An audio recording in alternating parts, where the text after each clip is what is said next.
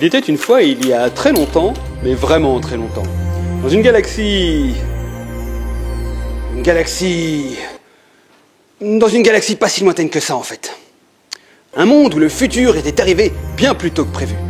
Dans cet univers fait de vapeur et d'acier, d'éminents scientifiques avaient inventé une machine à voyager dans le multivers. Hé, recule avec ta caméra, tu veux? Ah, vous êtes là. Cachée dans les profondeurs de l'espace, une société secrète et mystérieuse appelée l'Empire du Chronicité, suspicieuse et méfiante par nature, mais surtout jalouse de cette fabuleuse découverte, s'était emparée de la machine et imposait depuis un joug terrible et des règles absurdes, afin d'empêcher les mondes connus et inconnus d'accéder à la connaissance et la culture.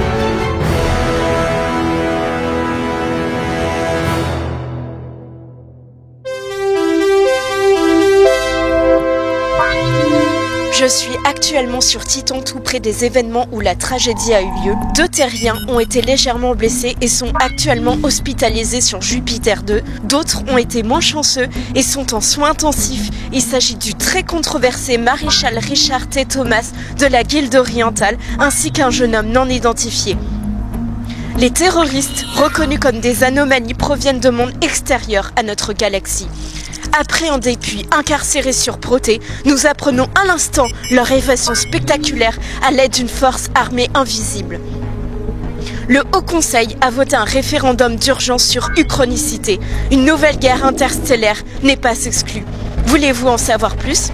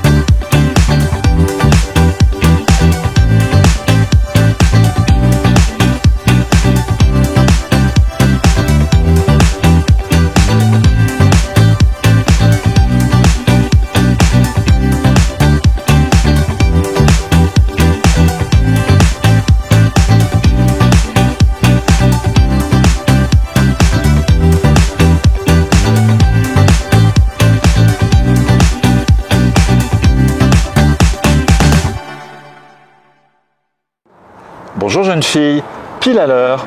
J'ai fait au plus vite. Que s'est-il passé? J'ai réussi à établir un contact avec Sky grâce au scoop exclusif de Richard. Mais Uchronicité a fleuré le mauvais coup. Et l'infâme baron a appliqué dardard. Mais Sky est-il? Non, il s'est échappé à temps. En grande partie grâce à 2 chasseurs de primes. Une elfe et un étranger de la bordure extérieure. Dame et Pedro? Emprisonné. Pourtant, il n'était même pas avec Sky. Son effronterie a failli lui être fatale. Je l'imagine bien distribuer un cigare au lieu de rester à sa place. Mais quel flambeur! Il ne changera jamais. On a du pain sur la planche. Délivrer un Mexicain et retrouver Sky avant qu'il ne se fasse choper à son tour. Vous avez vu pour le maréchal? Ça passe en boucle sur Uchronews TV. Oui, Richard est déporté sur Uchronicité. La guilde orientale est sur le pied de guerre. J'ai bien peur que tout n'explose dans cet univers. C'est ce que voulait Uchronicité. Il n'attendait que cette étincelle pour mettre le feu aux poudres. Alors on fait quoi? On va pas rester les bras croisés. Rappelez-vous ce qui s'est passé à Terra Prima. Non, on passe à l'action. L'idée du capitaine Le Zouave était de faire adhérer Sky à notre cause. On maintient la mission, on scinde l'équipe en deux pour retrouver Richard, Pedro et Sky encore vivants. Mais se rappellera-t-il de nous? Son amnésie est sidérante. Aucune idée. Mais des voyages répétés dans le multivers et sans protection, ça doit avoir des sacrés effets sur le cerveau. Madame Blavatsky, êtes-vous disponible pour une danse macabre au clair de lune? Comme au bon vieux temps, colonel. C'est vrai qu'ils se sont pris une sacrée raclée à l'époque.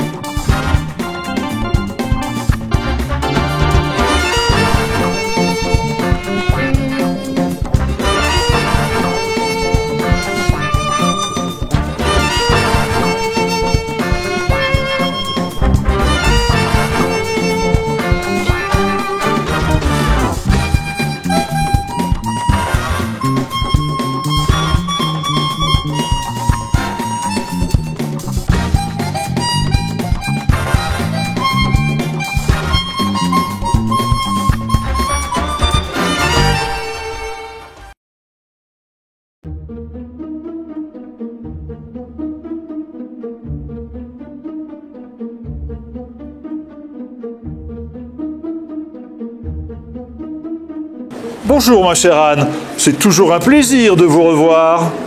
Vous avez failli être en retard. Encore sur un scoop, j'imagine? Que l'on soit de cet univers ou d'un autre, l'éco-vaporiste résistera envers et contre tout. Les envahisseurs n'ont qu'à bien se tenir. Ne tardons pas, ils vont revenir bientôt. Certes, Ligue des héros extraordinaires, hâtons-nous. Le devoir nous appelle.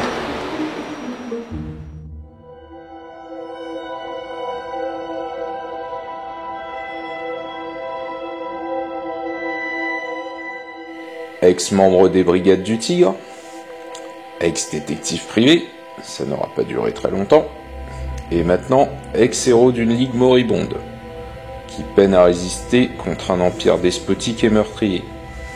À peine avais-je intégré l'équipe que je partais déjà au casse-pipe. Une mission suicide qui n'a pas servi à grand chose d'ailleurs. Un ovni détruit, mais au prix d'une planète. Depuis, les missions de sabotage se succèdent avec de maigres résultats. On va vite devoir inverser la vapeur.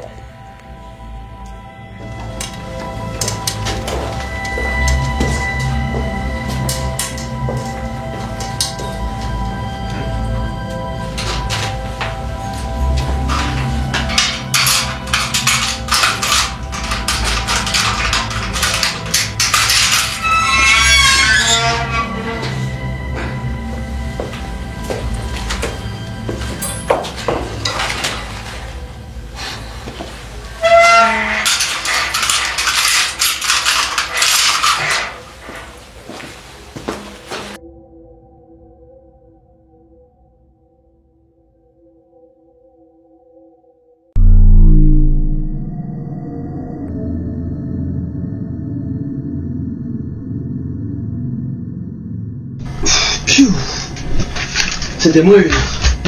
peu plus et on se retrouvait dans les mines de Mercure. En tout cas, l'exposition sur Joseph Alterac était superbe.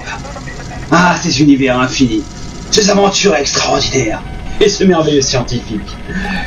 D'ailleurs, ça m'a rappelé mon interview avec Fleur Hopkins. Qu'est-ce que c'est le merveilleux scientifique? Eh bien, le mieux ce serait que tu regardes l'émission, mais je doute qu'il en reste quelque chose. En bref, c'est un corpus littéraire qui a couvert toute la première moitié du XXe siècle. Jusqu'aux années 30, 40 peut-être. Mais non, l'histoire de la science-fiction française n'a pas disparu en plein milieu du XXe siècle. Tu sais, j'avais rencontré jadis les deux auteurs de la célèbre bande dessinée de l'histoire de la science-fiction. Et je leur avais posé la même question. Mais en plein milieu de la conversation, les troupes d'Uchronicité avaient débarqué. Résultat des courses, j'avais dû utiliser le générateur Uchronie et changer de réalité. Oh, tu connais la suite, puisque c'est grâce à toi si je suis ici maintenant. Dis-moi, champion, tu crois qu'on peut passer un coup de fil depuis l'hyperespace?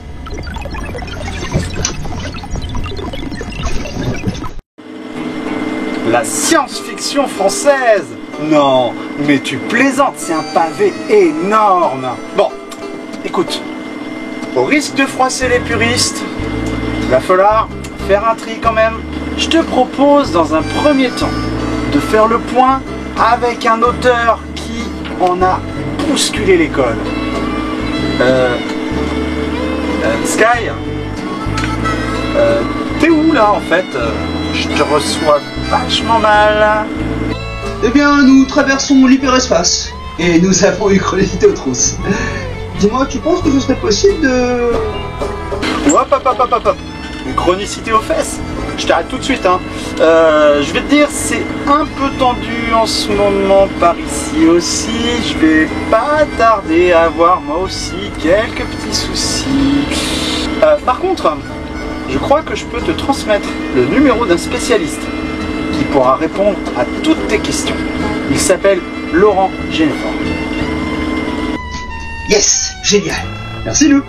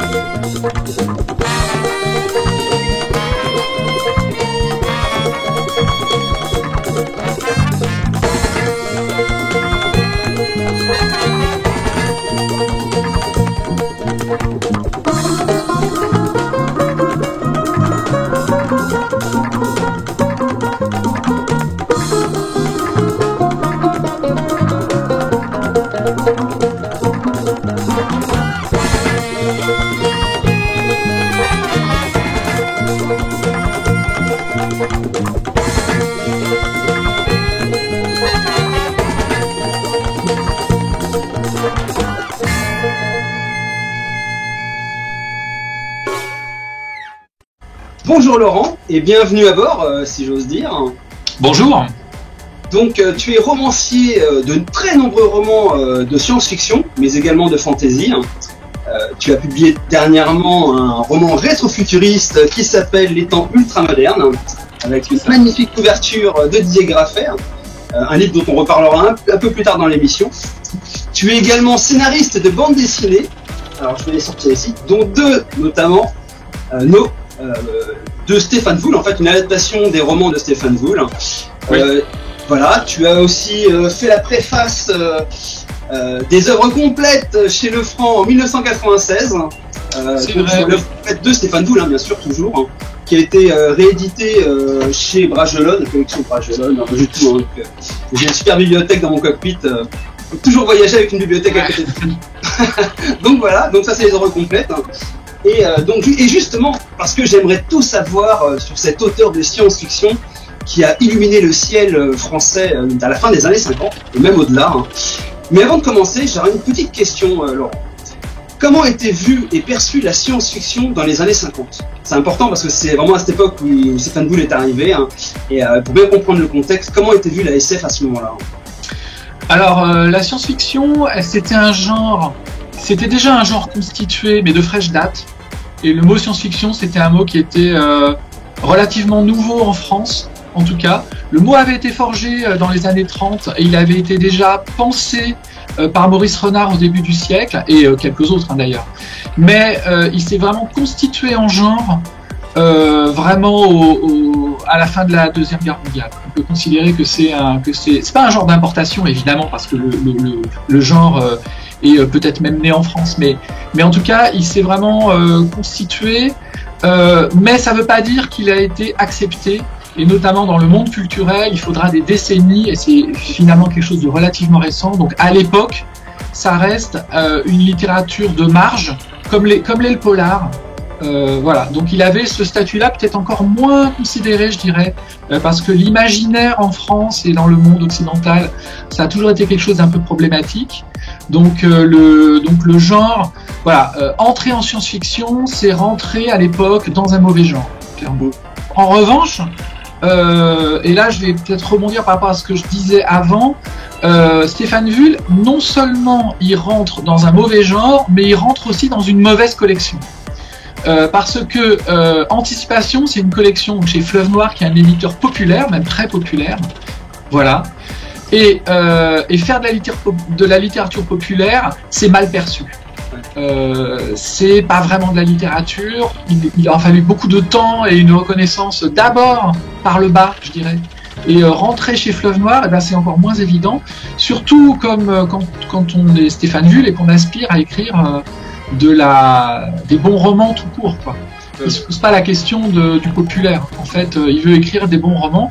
Par contre, le fait de rentrer chez Anticipation, ça impose d'écrire des histoires. Et il est très attaché à l'histoire.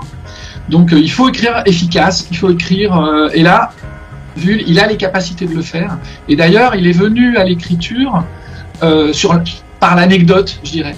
C'est sa femme qui avait lu un très mauvais roman de science-fiction, et elle le lui dit. Elle dit, oh là là, la science-fiction, si c'est ça, je préfère arrêter d'en lire. Et lui, il va dire, ah mais attends, non, la science-fiction, ça peut être bien. Bah d'ailleurs, je vais te le prouver, j'en écrirai un. Et ça va donner Retour à zéro. Qui était Pierre Perrault ? De son vrai nom, c'était Pierre Perrault. Qui était-il ? Parce qu'il est arrivé à la fin des années 50, 56, je crois. 56, dans la deuxième partie, mais voilà, mi des années 50. Pierre Perrault, c'est un dentiste. Qui est né en 1922, il a dans les 30 ans, un petit peu plus de 30 ans quand il rentre chez Anticipation, quand il écrit son premier roman. Mais voilà, c'est un homme qui s'est installé en tant que dentiste.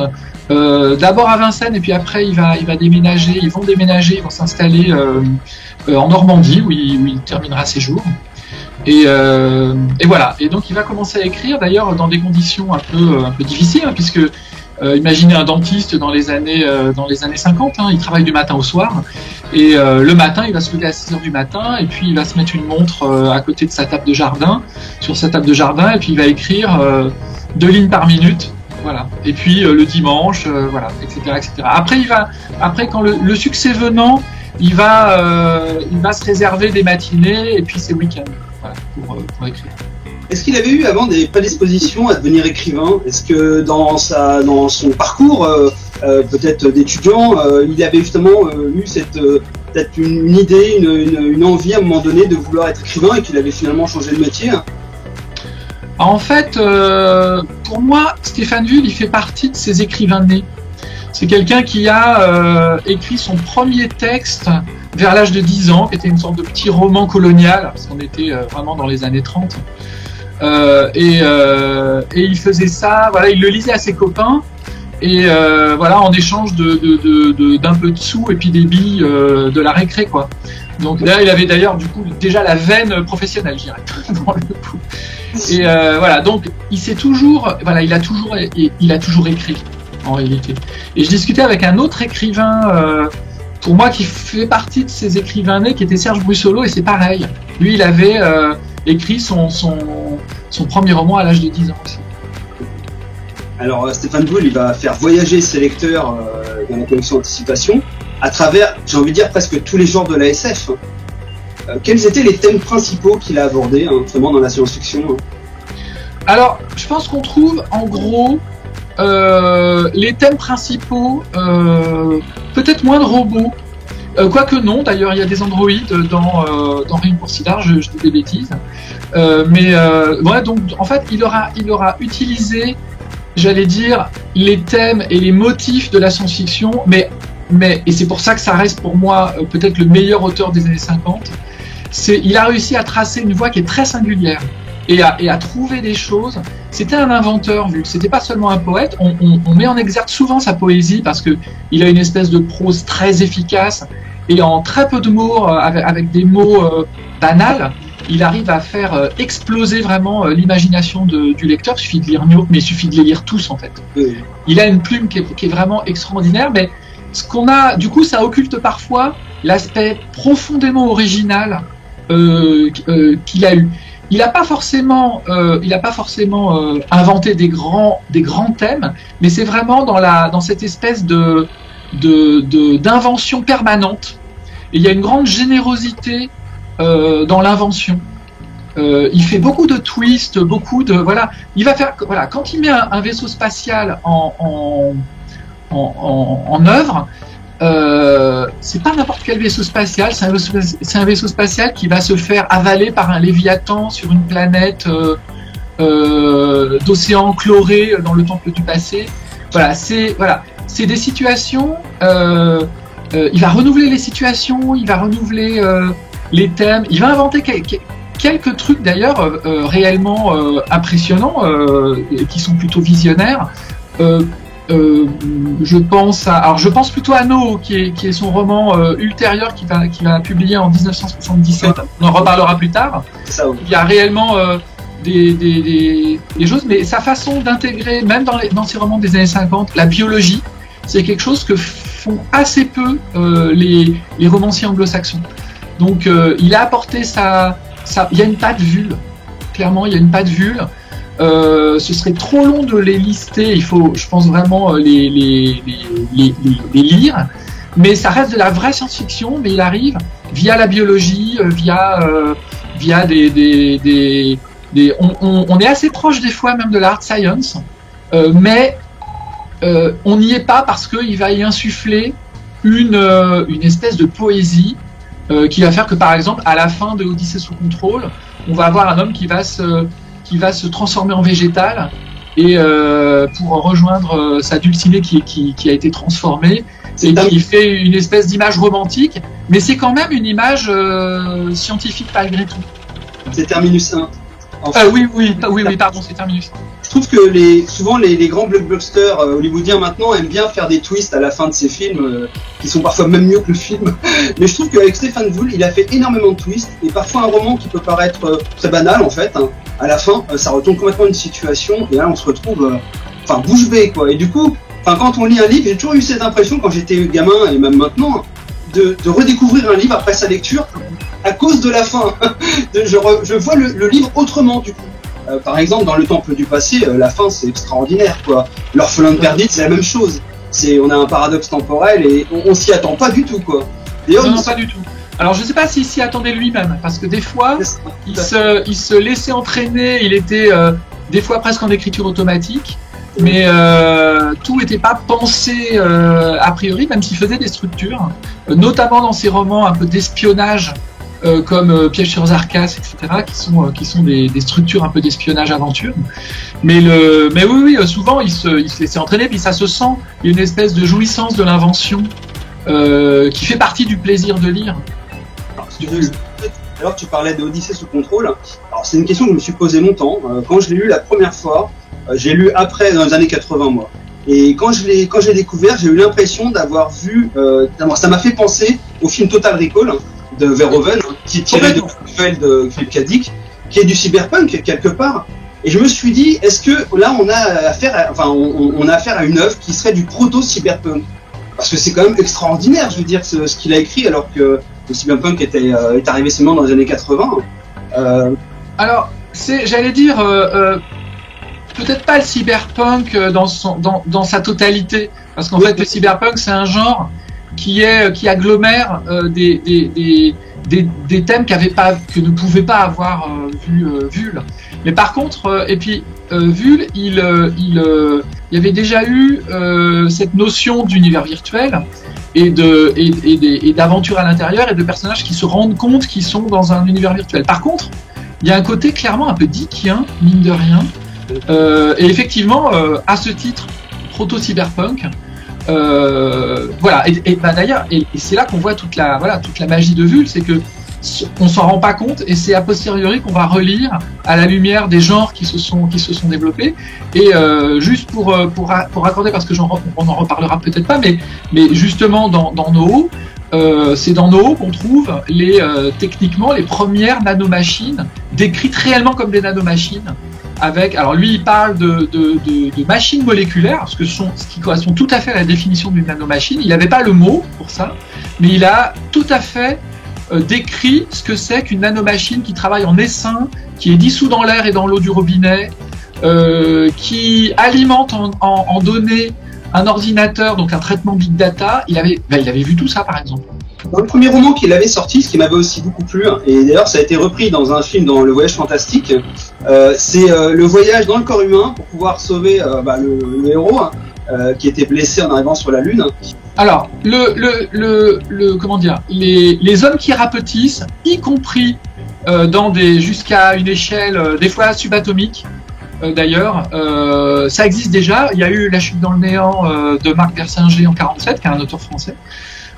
Qui ressemble plus, on va dire. Il y a eu avant La fille dans l'atome d'or dans les pulps. Donc on a déjà des personnages qui vont visiter des cellules, qui vont visiter des atomes, etc.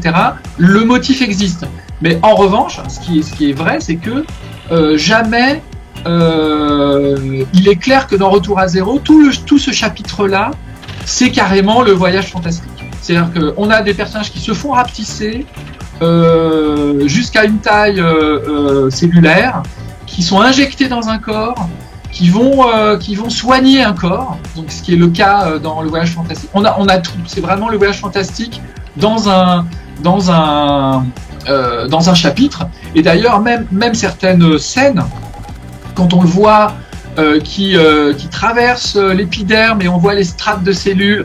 C'est vraiment le voyage fantastique. Donc clairement, je crois que Vul, il avait quand même, il m'avait raconté qu'il avait tenté de voir s'il n'y avait pas moyen de faire un arrangement amiable avec le producteur américain, mais c'était une époque où, et peut-être que ça existe encore d'ailleurs, ça doit être encore très difficile, j'imagine, à faire aujourd'hui, mais à l'époque, l'éditeur ne soutenait pas forcément les auteurs dans ce genre de démarche-là, et donc il avait laissé tomber, parce que imaginez cet auteur français tout seul allant se colter avec un géant américain, c'était juste, je pense pas raisonnable de toute façon, donc il avait laissé tomber.